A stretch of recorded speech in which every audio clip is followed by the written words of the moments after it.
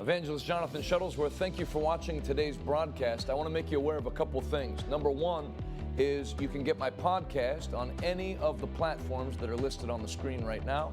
Number two, we have an app that contains our 24-hour radio station, Revival Today Radio, that I promise you, if you make that a part of your daily routine, it'll change your life immeasurably. The app is Revival Today. It's free to download, and you can find our radio station along with many other useful things there. Number three, if you would go on our YouTube channel, Jonathan Shuttlesworth, and click the subscribe button, that helps me. I look forward to seeing you in just a couple minutes live. Thanks again for watching. What's up? This is Jonathan Shuttlesworth inviting you to our fasting and prayer services to begin the new year, 2020. You know, how you begin a year matters.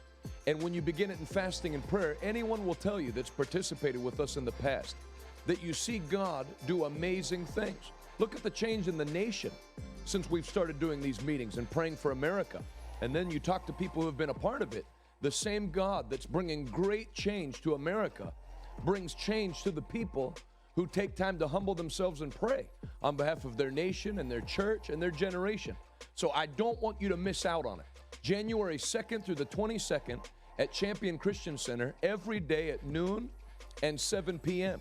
Everybody can't come for all 21 days, but everyone can come for 3 days. You might have to get on a plane or a bus or an ox cart or a rickshaw, whatever you have to do. Get to the greater Pittsburgh area and join us for these life-changing meetings. Mark chapter 9, Jesus clearly said that there's certain limitations, certain things that won't happen unless you combine fasting with prayer. But when you combine them, it's explosive. This is going to be the greatest year you've ever had as you hook in with God. I look forward to seeing you to start the new year. God bless you.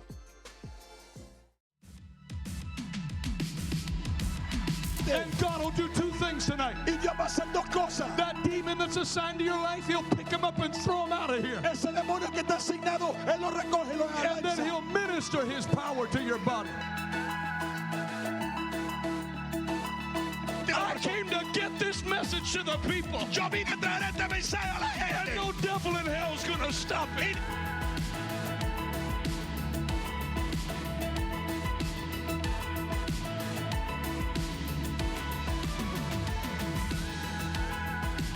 But when you stand up straight with your shoulders back and have a clean look in your eye, the fire of God down in your spirit, and He sees that you know who you are, the devil will back off for free. I prophesy in the name of Jesus Christ, every demon spirit assigned to your life, it backs off for free today in the name of Jesus Christ.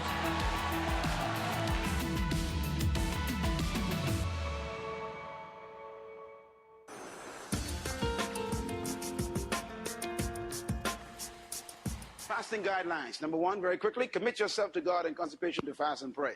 Everybody say, I've done it. Commit yourself means that you have decided you're going to make this to the end. Whatever you decide, you can go 7 days. You say, Lord, I ain't going to break that. I'll go 14 days. I'm not going to break that. You can go 21 days. I'm going to break that. You got to commit yourself to it. And consecration is important. Consecration means I am going to dedicate myself to what I promise unto God. Surrender to God. Number two, when you're fasting, you got to drink plenty of water. And I want to warn you, you'll hear this over and over again during this fast. All the leaders will tell you, or oftentimes remind you, drink plenty of water. Why? Because your body is reducing or emitting or getting rid of a lot of junk, poisons, and those poisons could actually make you sick if you don't get rid of them. So you need to get that water. The water will cleanse them, flush you out all the time, keep you very healthy. And by the way, you should drink at least 8 glasses of water every day, beginning tonight. Start drinking water. 8 glasses, count the glasses tomorrow, get them down. If you can get more than that, it's wonderful. But no less than that, because your body can start dealing with some stuff tomorrow already, and it needs to get rid of that stuff. Number 3, also drink hot herbal teas. We allow this. Cranberry juice is a good cleanser. By the way, it's a very, very good source of natural vitamins to help your body rebuild itself. And also apple juice is not too acidic, so you can use that. But these are the only ones that we permit on a fast like this, because these will help you cleanse your body. It'll help you wash all the garbage out while you're on a fast. Guidelines. When you fast, remember that your body is disrupting its habit. If you ate 3 times a day, you're going to have a lot of challenges. If you ate twice a day, it reduces it by 1. If you ate once a day, it reduces it by 2. If you ate 5 times a day, like some of you might be struggling with, you got yourself a challenge. Now, the more you eat and the more often you ate, the greater the challenge to break the power of your body. Now, here's quickly what I want to say, because I want you to understand, I want you to have a good time on this fast. Today was easy, wasn't it? No problem. No problem. Today was easy. Tomorrow's going to be fairly easy too.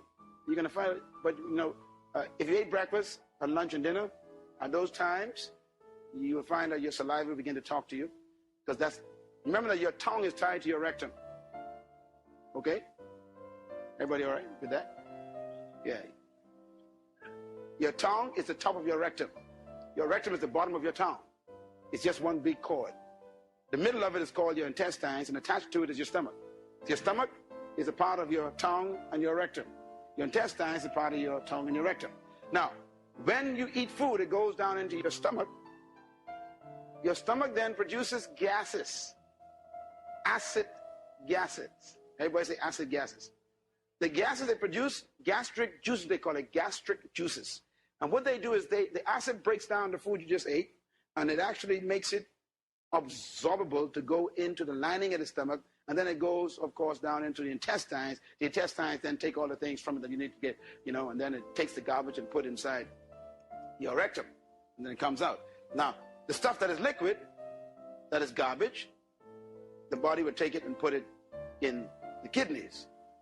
If there's contamination in the blood, it put it in the liver.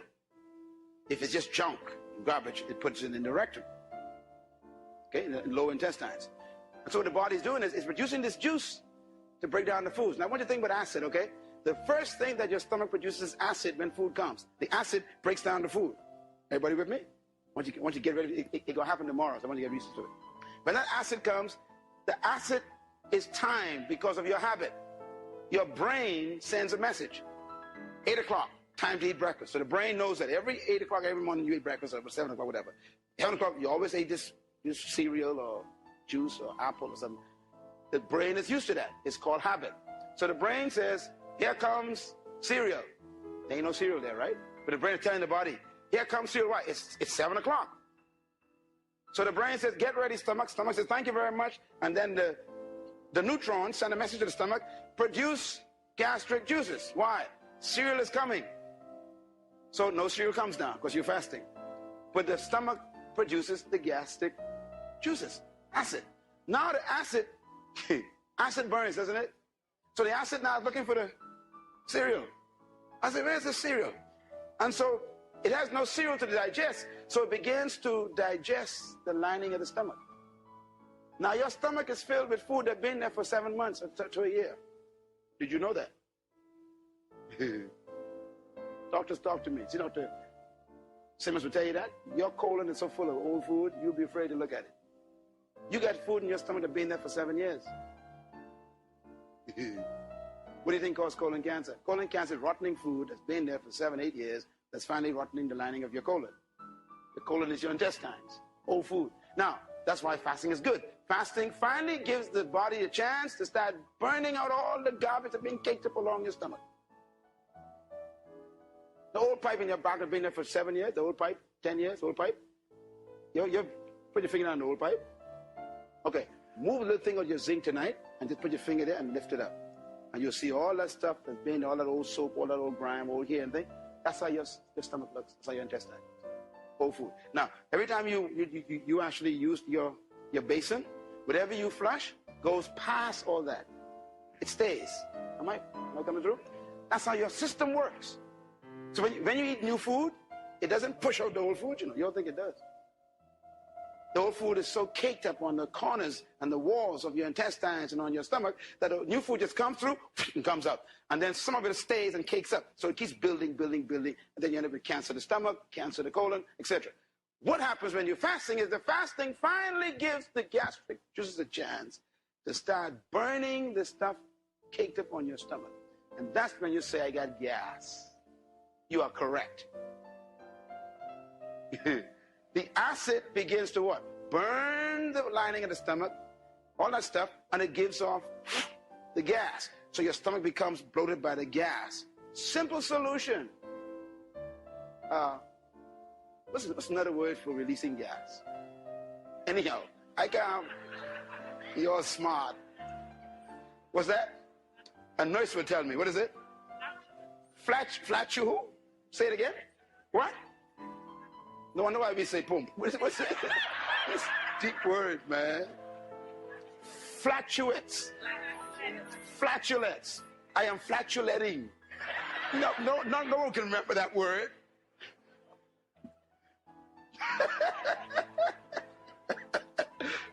Anyhow, everybody following me? See, I want you to enjoy the fast. I don't want you to let the devil tell you you're dying. When I learned about fast, I was 16 years old. That's when I fasted 28 days, I told you. Because I read this book, and a book by Franklin. I forgot his last name. My mother had this book, and I read this book, and I said, the fasting is simple. Once you know what's going on. Now, what do you do when acids are produced in your stomach? Easy. What dilutes acid? Liquid. So you drink water. That's all. So I guarantee you tomorrow morning, your body going to say, it's breakfast time. Now remember, your body talking to you, not the devil. It's breakfast time. How does the body say it? It's releasing these gases. What do? You take a glass of water, and you drink it. You go to work. And then around, now some of y'all got midday snacks and things, you know, and some of y'all got problems. If you always eat something at 11 o'clock, here comes that juice again. So you got to drink something again. In other words, every time you feel that little tingling, that's just gas acids in your stomach. You got to flush them out. And that goes on until the body begins to catch on. And the body says, you know something? There ain't nothing coming down here. So what are you doing? You're breaking the mental habit in the brain. So the brain says, release gases. And the stomach sends a message back and says, there's nothing here. So around the 6th or 7th day, which is the hardest days, is when the stomach and the brain have some real chatting going on. That's when the brain says, release. And the stomach says, ain't nothing here. And the brain says, still release. And the stomach says, ain't nothing here. And the brain says, you better release. The stomach says, ain't nothing here. And then eventually on the 8th day, the brain says, I ain't telling you to release nothing no more. Everybody say freedom. Yeah. Say it loud. Yeah. That's when you're free. That's when you're free. You got to get to the point where you're free. The way you become free is to keep that water flowing. Keep that water flowing. And you're going to find your urination is going to change because urination is going to turn different colors because all the garbage is coming up. And around the 8th or 9th day, your urine will turn very, very clear. You're purified. Purified. After that, it's fun. You can look at food and never have a desire. The next 4 days, don't look at food too much. Have mercy, Jesus. Because psychologically, your mind going to say, I already tasted that. You can taste it in your mind. So it releases gas, reduces. You got problems. Okay? But once you're free, you can do it. Is that helpful to you? Well, you understand that, okay? Last thing, no juices, please. Why? Because orange juice is high in acid, and that's what you're trying to get rid of. Pineapple juice, high in acid. Grapefruit juice, no. Because you're actually making your stomach worse. You want to reduce the acidic intake in your body during the fast. Because your body is throwing off acids, or producing acids rather, and you want to get them out. Is that clear?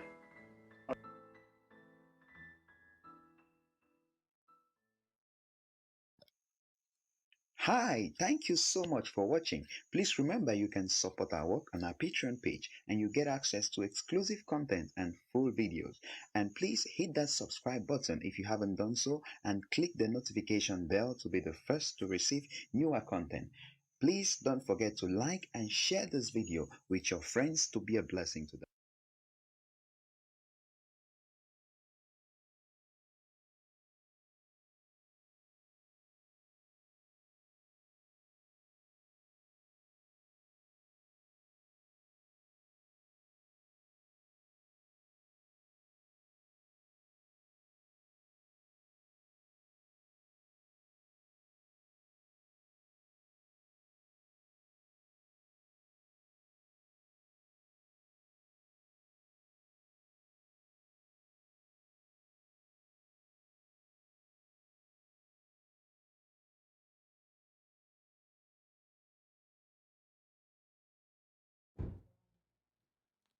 Say it again?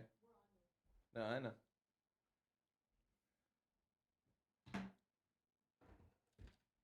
Top of the morning, folks.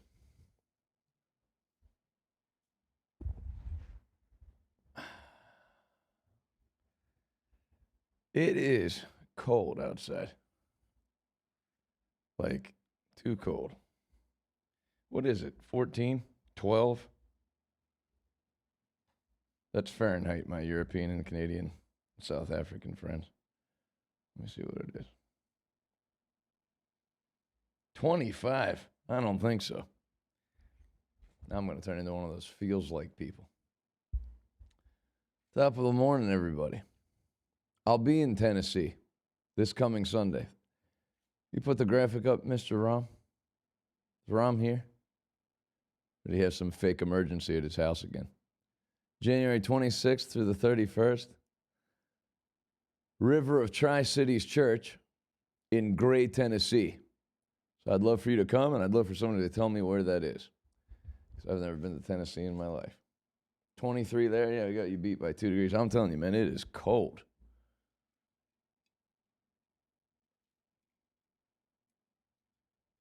Where do you live, Nick? Oh, thanks. Glad you like my book. Oh, you're back in Tampa, Evan. 46 in Tampa? Holy moly. That's like apocalyptic. All right. Let's get this show on the road. Congratulations to making it to day 1, day 21. Break the fast tonight. Final service. Go ahead and put the graphic.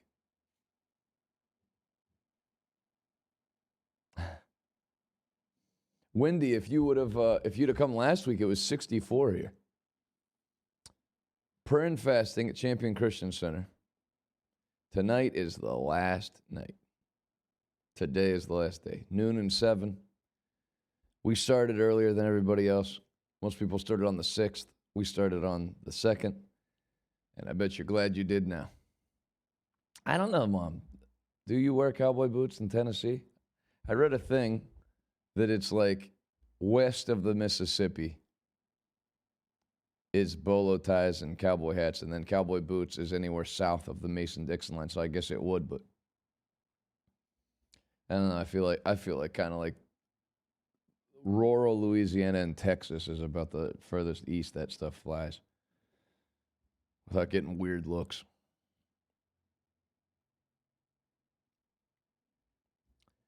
My wife got a Peloton bike. 50 in Phoenix? Really, Brad? That's disheartening to me. That's like my sanctuary. It's my favorite place to go, bar none. Yeah, he ain't lying. 52 in Scottsdale. Holy moly. So it's cold everywhere. What is it in Miami? That's like the warmest place, right?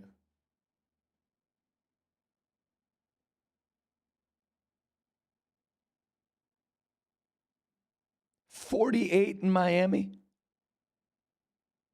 You know, Greta Thunberg, I'm just going to tell you right now, you're not going to sell me on the global warming because I hate this.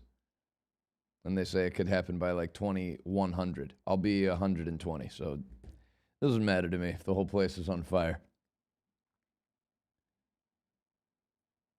I would love it to be like 75 in the winter and 115 in the summer. I'd be perfectly fine.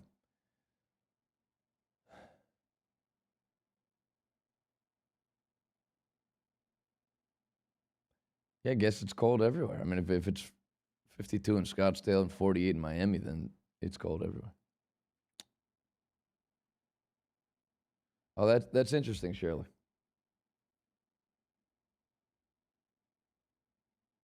Good to know, Pam.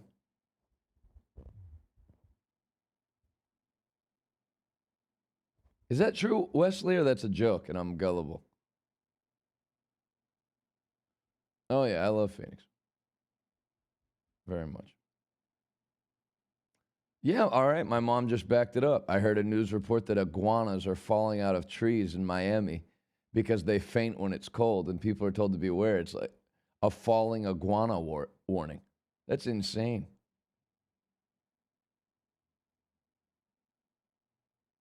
Oh, I love Phoenix. I love Scottsdale. I like Page, Arizona, up on the Utah border. I like the whole state. I know a lot of good restaurants there. For some reason, I've been thinking about food a lot today. Fat Mandy says fasting makes me feel colder. Yeah, your fat goes. I actually got this jacket for the fasting time of year. I used to have stolen, my mother and father had a shearling. This is a kind of sheepskin called Toscana, which I didn't even know was a thing. So that's why it has the dog looking hair. It's still warm, but my mom and dad my dad, whose was it? It was my dad's, and he outgrew it. So then my mom would use it, and then I took it. It was a shearling coat from like the 70s.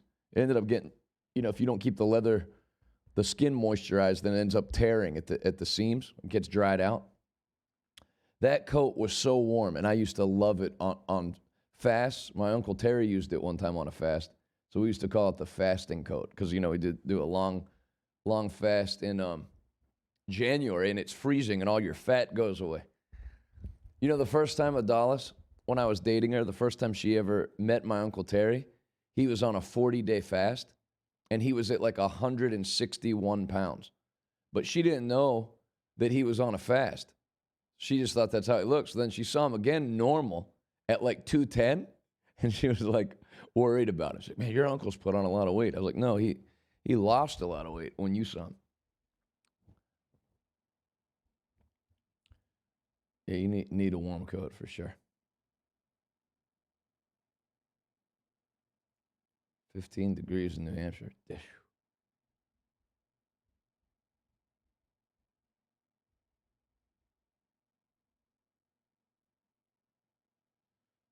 Yep. The first book, Releasing Atomic Power Through Fasting and Prayer, was a great one. Then he went off the rails a little bit. I love Prescott, John. Prescott, Arizona. Been there. I know two good places to eat there.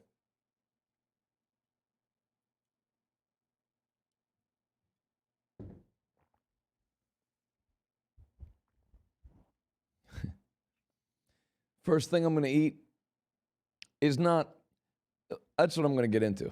How to properly come off of a fast. Let me plug this phone in.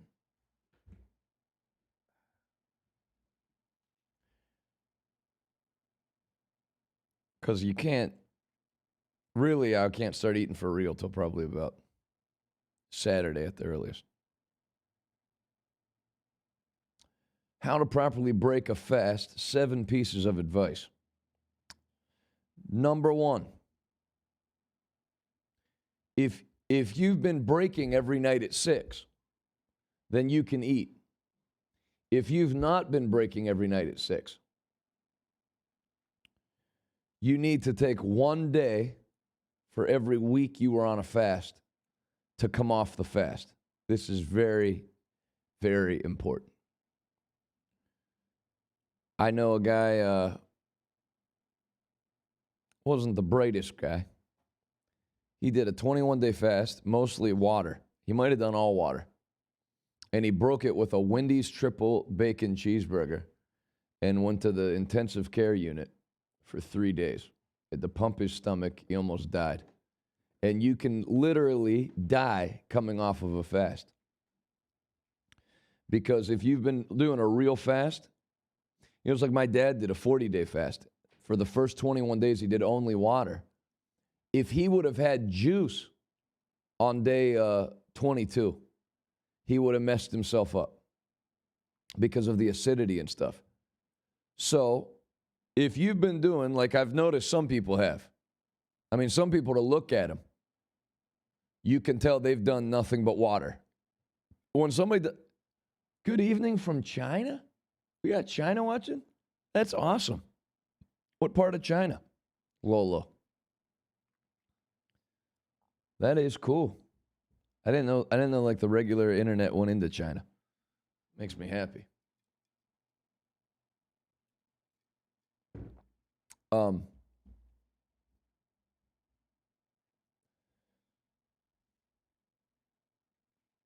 What was I going to say?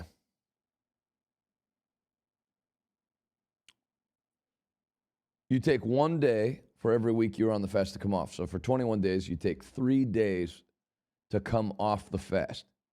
Your stomach is very small. Adonis and I were having soup broth once a day. And this week, I could only do about a third of a bowl of soup broth. Your stomach's so tiny.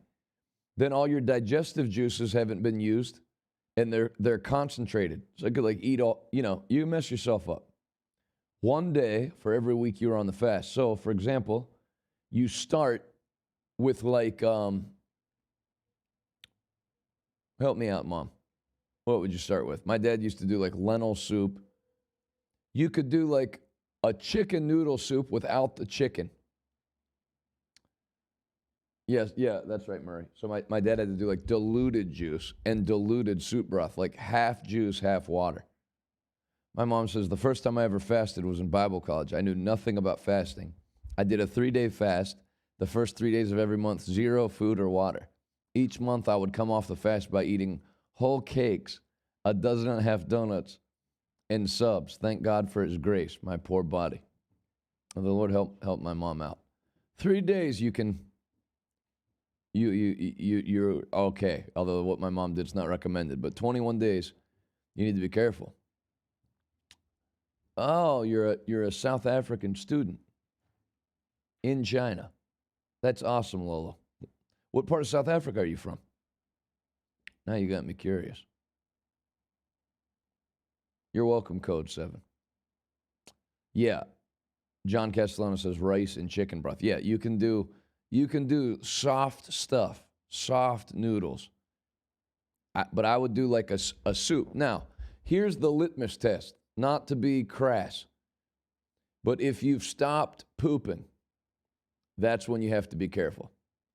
If you've been pooping right up through the fast, then you can it's not as dire. But if you've stopped pooping, so this is probably the only religious broadcast where you're going to hear the words. You're going to hear the word pooping. Scrambled eggs. I want to go light on protein day 1. That's if you've been number 2ing straight up through the end of the fast, then scrambled eggs would be fine. My mom said low acidic, bland food. So like noodles and broth, rice and broth. You don't want to have like buffalo wings or. So number 1, 1 day for every week to come off. Number 2, the 2 things you're going to have to watch out for. Hey, Jeff. No, agree to disagree with my cousin Jeff.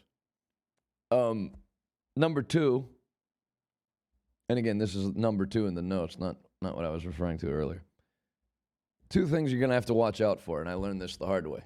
Number 1, you have your initial, no cheeseburgers for sure, Brittany. The 2 things you have to watch out for are the initial hunger, because there's things you've been looking forward to eating. And then what's going to happen is when you start eating, you're going to want to have some food you like and eat to make up for lost time. But then where I've messed up before and hurt myself is I did okay with the first meal. I made sure to only have like a small portion of whatever I was having. But then I got like insatiably hungry like 90 minutes later. So it was like, what I've noticed with me, maybe it's different with you, but I would watch out for it, is like you're controlled. All right, good. You're controlled your first meal because, I don't know, it's like it's not as big a deal. And you get full quick. But then like 90 minutes later, 2 hours later, you get this like ravenous hunger. I don't know whether it's from introducing salt back into your system or what. But I mean, where you feel like just opening the refrigerator door and standing in front of the refrigerator like Homer Simpson and just eating and eating and eating. So watch what you eat initially, but also watch the next 12 hours because you're going to have to not give in to your body again. you're going to get like very hungry. Don't eat crazy. Don't eat continually.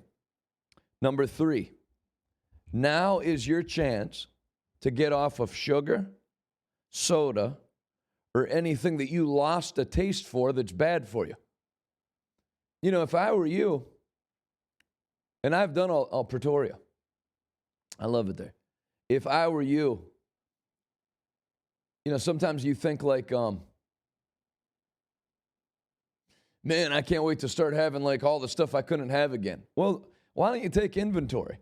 Because now that you've mastered the desires of your body, this is, you know, the night of January 22nd through January 23rd is the easiest day you're ever going to have to kick out of your eating, your dietary regimen, what you shouldn't have and what you know you shouldn't eat. I mean, think about it. You have now denied yourself food for 3 weeks. So now any eating at all feels like a treat. I'll give you an example. I basically permanently cut out French fries last year. I have it some. But one of the things, if you'd have asked me 2 years ago if I could ever give up eating French fries, I'd say not in a million years. But I felt like I knew, you know, if a lifetime, not that it's wrong to have French fries once or every so often, but I thought for my life, you know, French fries were always my side dish, usually double fries. Well, the difference between having that and broccoli over the span of a life is going to be a big deal. And I thought, well, now's the time, because I'm getting to have steak or meatballs or whatever that I love. And so I don't have to have fries. So I cut that out. I'll tell you another thing that I cut out last year coming off the fast is I couldn't wait to have soda again. I always loved Mountain Dew. So when I was off the fast, I went, man, I can't wait to have a Mountain Dew. Well, when I drank it, it's like I could taste all the chemicals that were in it. I told you at the beginning of the fast, Dag Haywood-Mills said, if you ever want to enjoy food, fast, which sounds like an oxymoron, but he's right. Hey, iffy on you. Because you taste everything. I mean, even if you were probably having like juice or whatever, the coffee tasted like really good to me.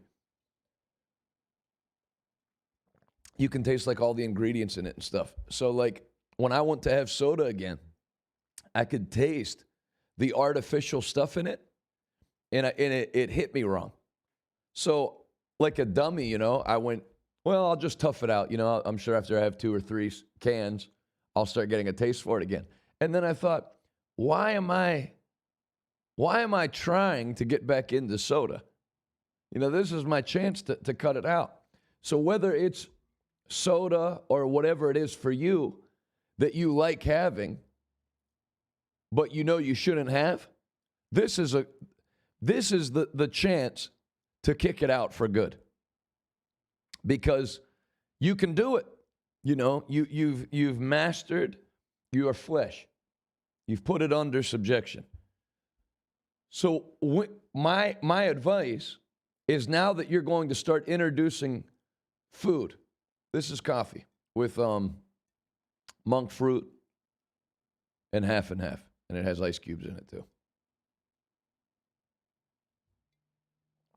Now that you're going to start introducing food back into your system, all of it's going to seem like a treat.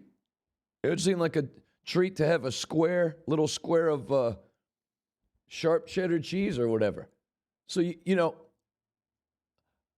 anything that you know you shouldn't be eating, or that you've always known you shouldn't be eating and you just like it, now's your chance to get rid of it. Number 4,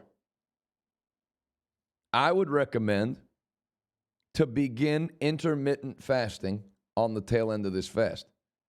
And I know it sounds like extra punishment.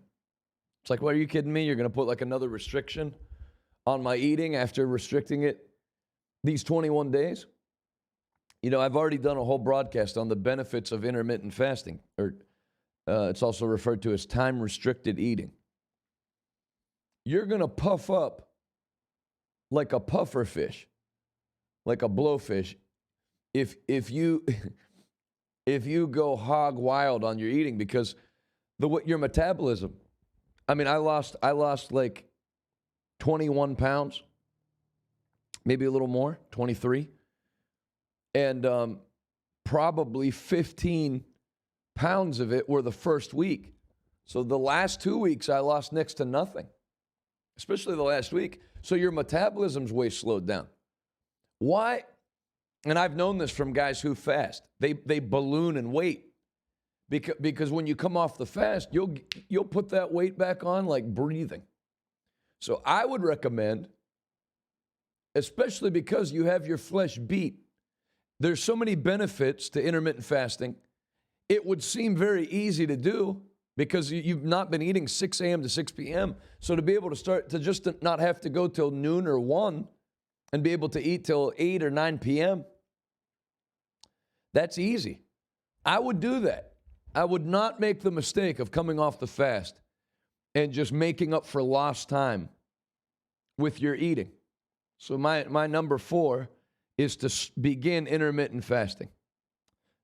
Number 5, I would begin weekly and monthly fasting. Thank you, Suzanne from Germany. I would begin weekly and monthly fasting. At Winners Chapel in Nigeria, Bishop Oyedepo, they do 3 days. Hey, Malawi, the peaceful. I've never met somebody from Malawi that isn't like the most peaceful, laid-back person. I'm sure there are people who aren't like that. But everyone I've met, they are like the coolest people. David Oyedepo, Bishop David Oyedepo, they do 3 days a month and 1 day a week. I would do that if I were you. Because fasting is like a muscle. You know, if you do 21 days and then skip till next January, I mean, you're going to get some benefit, obviously, of fasting 21 days, but why do that? Now's a time where you can incorporate your fasting as part of your lifestyle. So I'm going to make sure to go back on Sunday when I'm in the meeting in Tennessee, and then maybe 3 days the next week after that. For me, I'm not saying, but I would do 3 days a month. You know, if you do 3 days a month, you've done a tithe of the whole year. So I would give serious consideration to beginning a weekly and a monthly fasting regimen. 3 days a month, 1 day a week. And forget all the health benefits. There's great spiritual benefits to staying. And, you know, it's like the equivalent of think of this. If I decided to go to the gym for 21 days and work out 3 times a day, like a fighter does getting ready for a fight, 3 2-hour sessions a day for 21 days. By the end of that 21 days, I would look, there would be results working out 6 hours a day for 21 days. I'd be in the best shape of my life. But then, God bless you in Barbados. But then what if I stopped on day 22 and never went to the gym again till next year at that same time for 21 days? I would undo all of the gains that I received in those 21 days would be gone in sometime in the next 3 months. And then I'd be in worse shape than I was before. Consistent working out is better than busting your rear end in the gym for a few weeks and then taking a few weeks off. And I would encourage you to do that with fasting. 1 day a week, 3 days a month.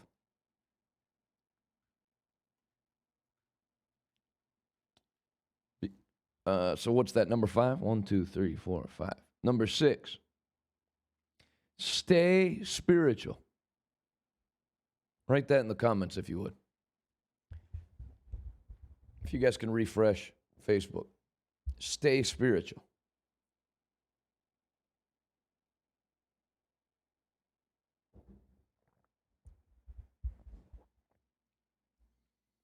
What do I mean by stay spiritual?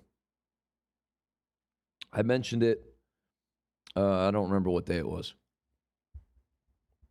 that the way Mardi Gras originated was Lent was on Wednesday, Catholic fast. Mardi Gras was on Tuesday, where people decided, since I'm going to be denying my flesh on Wednesday, on Tuesday, I'm going to go to the French Quarter of New Orleans and eat and drink myself drunk and hook up with a girl and have sex. And I mean, that's where that came from.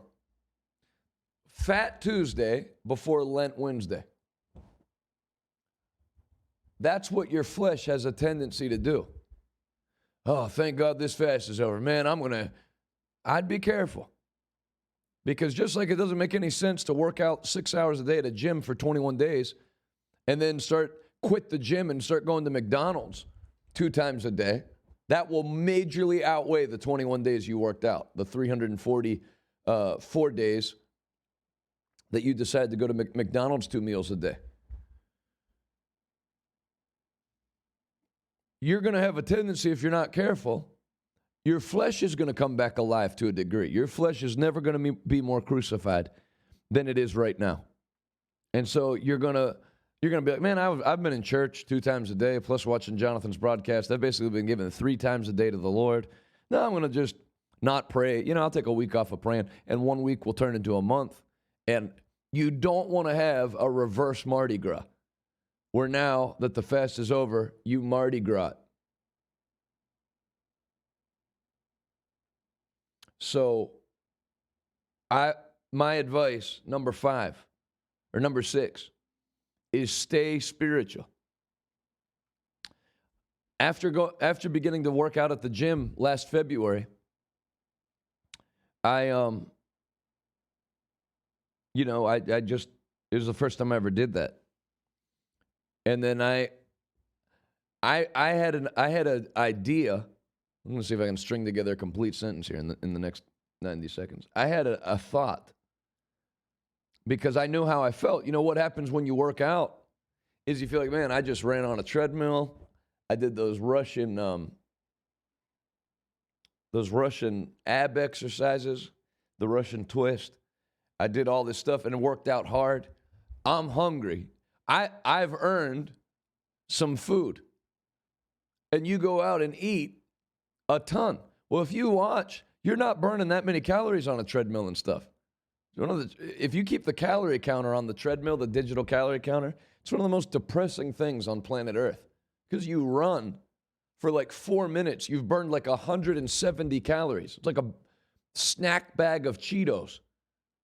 And I said to my trainer, Beth, Beth, would you agree that probably about half the people that start working out are probably in worse shape after they start working out because of how they eat? Because now you feel like you've earned, 3 slices of cheesecake. And you probably start eating triply bad. I used to go, and the last thing I want to do is get sued, but I used to go, so I'll just leave the name out. I used to go to this place that makes smoothies after working out because they bill it as like healthy smoothies. So I would get the protein smoothie made with banana and chocolate, and it has sugar in it. I looked up on the nutrition, the large was like 1,200 calories with 200 grams of sugar. So, I was like under the thought, I'm going to have a healthy smoothie. I was like, doesn't matter that I was working out half an hour a day. If I'm going to immediately leave the gym and drink a day's worth of calories and a week's worth of sugar, it's actually getting fatter. So, anyway, I brought all that up because if you're not careful, you're going to do the same thing spiritually. Man, I just did 21 days of prayer and fasting. Now I'm not praying and I'm going to eat. And you're gonna have your flesh come back like a lion. Keep your flesh under. Now, you can have pancakes. Pancakes are soft on your system. Instead of telling you, let's say what not to have. Like, I'd avoid steak. I'd avoid I'd avoid any kind of high concentrated protein like that for a little bit. I would avoid foods that are rough to digest. I would avoid things with hot sauce or buffalo sauce on them. Pancakes are very bland. You know, that's no big deal.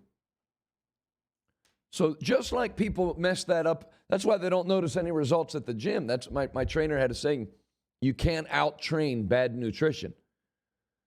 So if you're going to go work out hard for 40 minutes and then order a pizza and eat the whole thing, you're actually going to go backwards. And I would say, and I've made the mistake, don't make the mistake of keeping your flesh crucified for 21 days and praying, and then at 10 o'clock tonight when we come off the fast, do stuff that makes your flesh come back stronger than when you crucified it.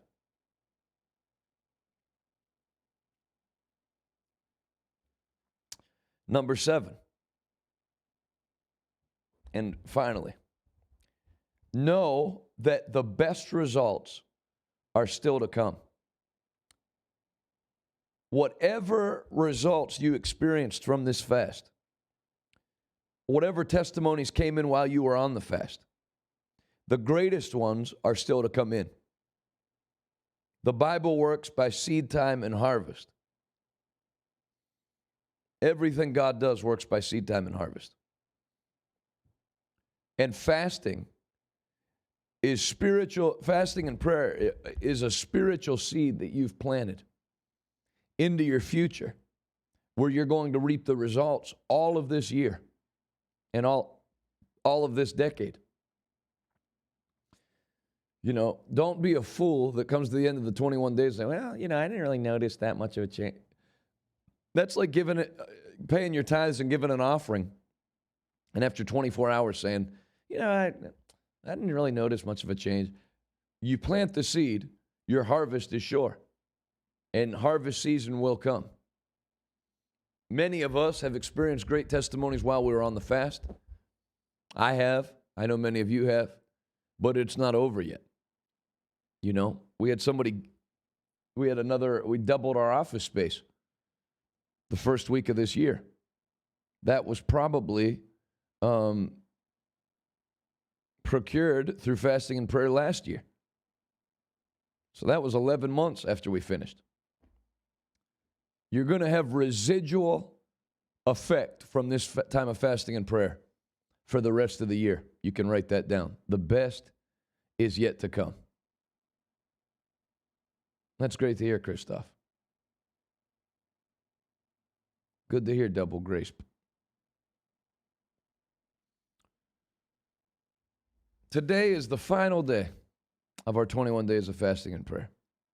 I want to congratulate those of you who did it. You did it. And you're going to find out personally that God never calls you to do anything without a blessing in mind for those that participate. So I'll just say congratulations. I'm not even going to pray today. I'm just going to say congratulations in advance on the best year that you've ever had. I want you to put Mr. Bob Rogers' 3 books up. Pastor Bob Rogers from Louisville, Kentucky.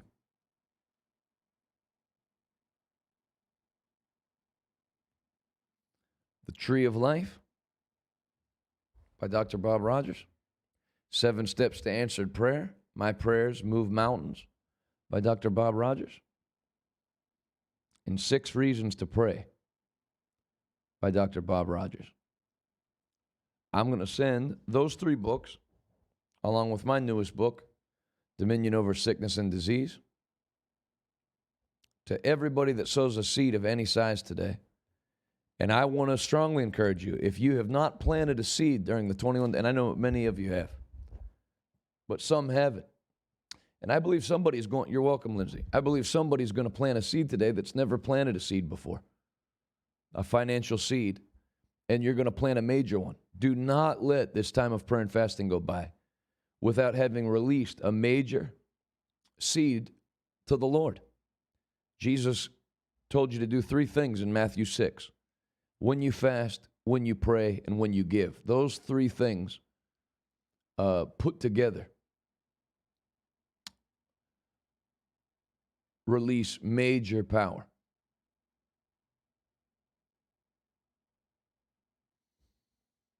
Yes, you can, Jennifer.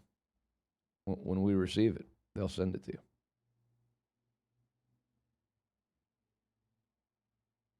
Well, I'm reading everybody's testimonies that you're writing. That's awesome. Somebody wrote that they're thinking about doing a consistently long fasting. See, that's right now, your spirit is in charge. So you think like that, but you watch. In 36 hours, you won't be thinking like that. So I'm telling you, if you feel that way right now, remember that. Because soon you're not going to feel like that once your flesh kicks back in. That's why this is a key time. That's why in coming off the fast, I didn't want to just deal with how to eat. I wanted to deal with your mindset and your spiritual aptitude. You know, I probably should add number 8, that everything the Lord spoke to you to do during this fast, make sure you do it. Don't go back to your unspiritual self. Don't go from Superman back to Clark Kent. Stay like you are, with your spirit in charge. That's why I think it would be a good time to introduce intermittent fasting, where you're still restricting your flesh. #donate on Facebook. Today should be a big seed sowing day with the expectation of a major harvest. Today I shatter poverty permanently off my life. Today I take action in sowing to open the windows of heaven over my life and pour out a blessing that's so great, the only problem I'll have for the rest of my life is having enough room to take it all in. I really feel like today is going to be a day where those of you that have watched and never given, not because you just never have. You're doing 3 things. You're vacuuming right now. You're multitasking, and you listen, but you're going to engage for the first time today, and God's going to bless you. #donate. I'm going to send you those 4 books, 3 by Dr. Bob Rogers, and my newest one by me, Dominion Over Sickness and Disease. And I'll say thank you in advance. #donate on Facebook. On YouTube, you can hit the super chat, which is the $ in the bottom corner. And yes, giving direct. Hakeem says, does giving directly on the website count? Yes, and thank you, Lindsay. For many people, if all that's too confusing, you can always go to revivaltoday.com and click Give Now. Then there's a place on the website to claim your gift. So you let them know I gave, and this was the offer that Jonathan was giving, because there's broadcasts on all the time. Kofi gives away stuff different than me, and $1, so that way the staff keeps it straight and you get the thing that you wanted.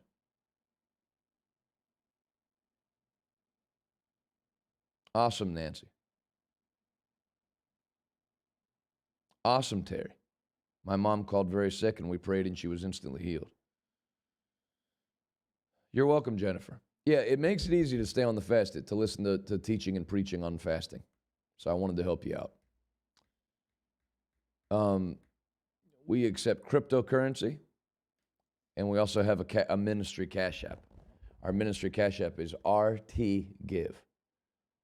Cash App's a very easy way to give. Well, I hope you enjoyed the teaching. Thank you for everybody who sowed today. We're going to have prayer at noon and our Holy Ghost celebration service tonight at 7 o'clock. I look forward to seeing you. Put the Cash App graphic up if you would.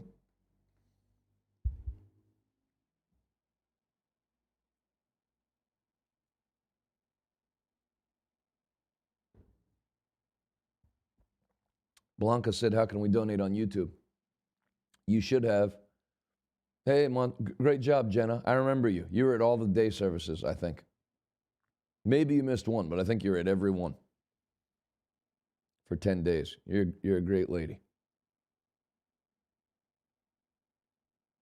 Man, I love you guys. You bring a lot of joy to my life. I enjoy speaking with you every morning. Love you, Bo and Misty. Blanca said, how can you donate on YouTube? There should be. We didn't make a graphic for the super chat, guys, because I'm going to show you with my phone, but I don't know how well you'll see it. Okay, so here's me on my phone. There's a $sign in the bottom corner. Let me hit it.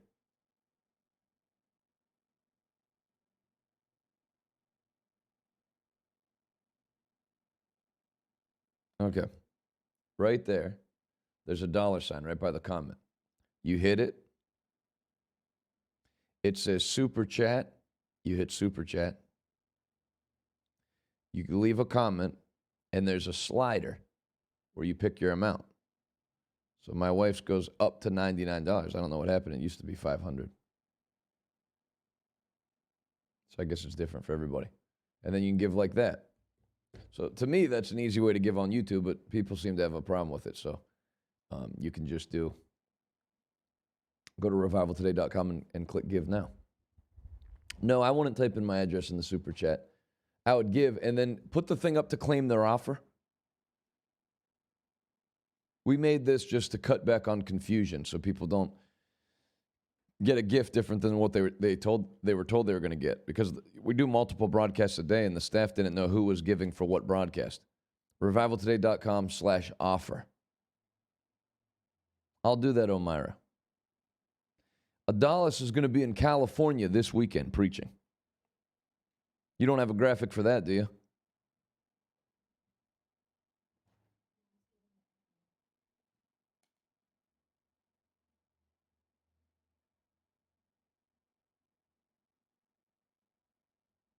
My dog chewed my glasses and popped both lenses out, and now they're like crooked. Yep, very crooked. Ugh. I really like these too. I'm gonna have to get those fixed. Oh, there, I see.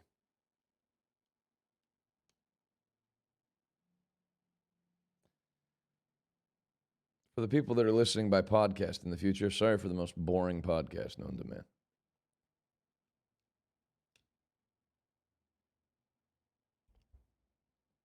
Yep, doesn't need fixed. Nobody in the office is good at that stuff, are they?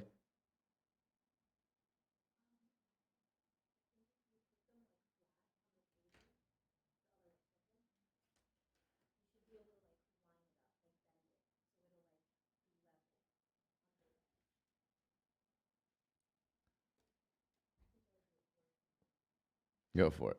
I'm no good at. No, it's okay. If you break them, they're already. Oh, they can fix them at any optical place, but Courtney's going to give it a try. Did you? Oh, they're still getting the Dawson's graphic? Oh, go ahead, put it up.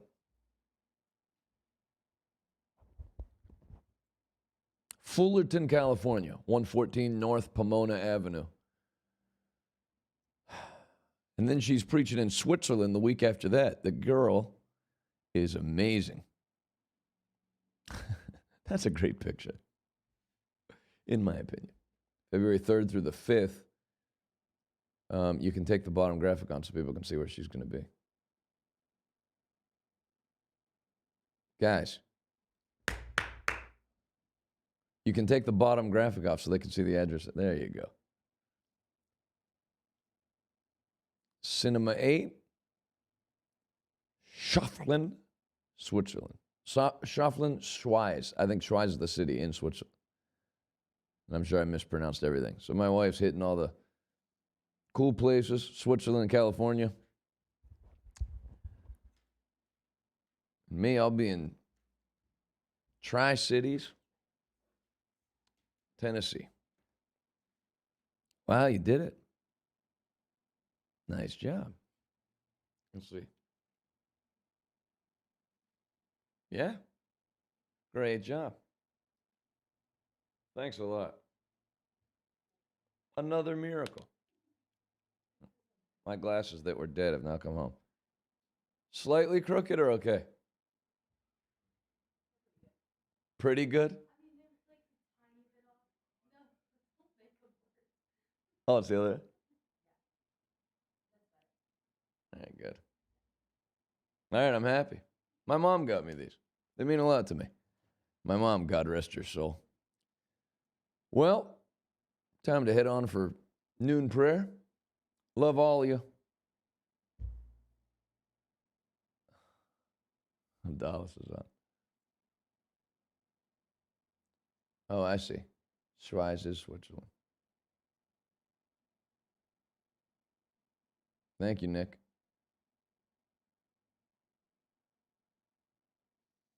Brisbane, Australia. I don't know if it's in the schedule yet. I was supposed to be in Australia in February, and then Pastor David Hall wanted to rebook the dates. I don't know if they ever got them finalized yet, but I should be in Australia this year. Thanks, Carmen. All right, what should I close out with? Just close out with I am a C, I am a CH one time. Here is an illiterate hillbilly in a tent meeting somewhere around Tennessee. See you tonight, Lisa. Singing the old children's church song, I am a C, I am a CH, I am a CHRISTIN, which requires you to spell like 5 words, and he misspells 3 of the 5 words. Enjoy it, as I'm sure the 4 people under the tent did, and I will see you in about, 56 minutes. God bless you.